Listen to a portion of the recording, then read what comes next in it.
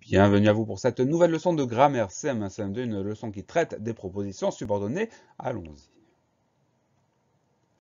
Dans cette leçon, on va avoir 3 compétences. Je connais les différentes propositions subordonnées, relatives, complétives, circonstancielles. Je sais repérer les différentes propositions subordonnées dans une phrase.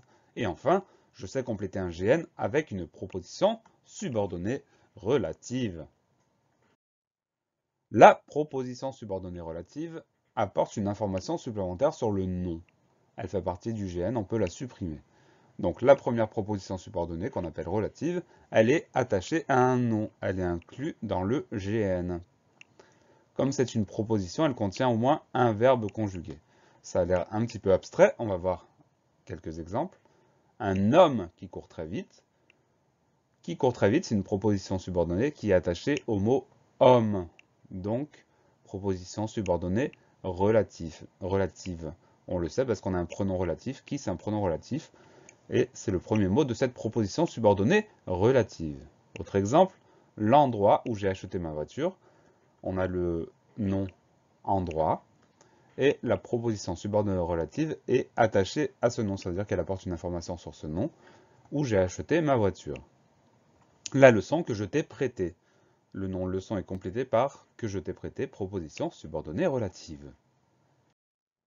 Elle est introduite par un pronom relatif, qui, que, quoi, dont, où, à quoi, de quoi, lequel, auquel, etc., etc. Voilà pour la proposition subordonnée relative.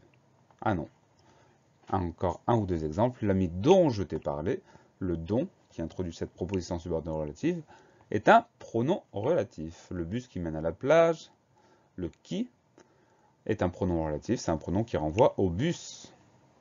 L'élève à qui tu as donné une bille, pronom relatif, à qui. Ensuite, la proposition subordonnée complétive, et le plus souvent COD du verbe placé devant celle-ci, elle est introduite par la conjonction de subordination que ou bien QU apostrophe. Allez, des exemples. Je crois qu'ils ont réussi.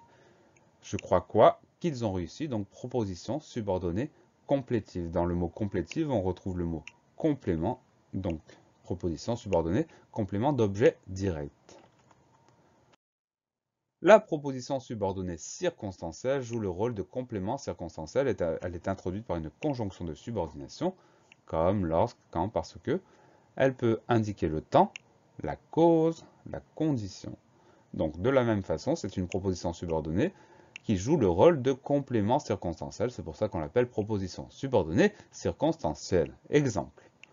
Lorsque le soleil est revenu, nous étions tous fatigués. La proposition principale, c'est nous étions tous fatigués. On a une proposition subordonnée qui sert de complément circonstanciel de temps, donc proposition subordonnée circonstancielle. La leçon est finie. Pensez à réviser, pensez à vous entraîner, et à bientôt sur la classe plus.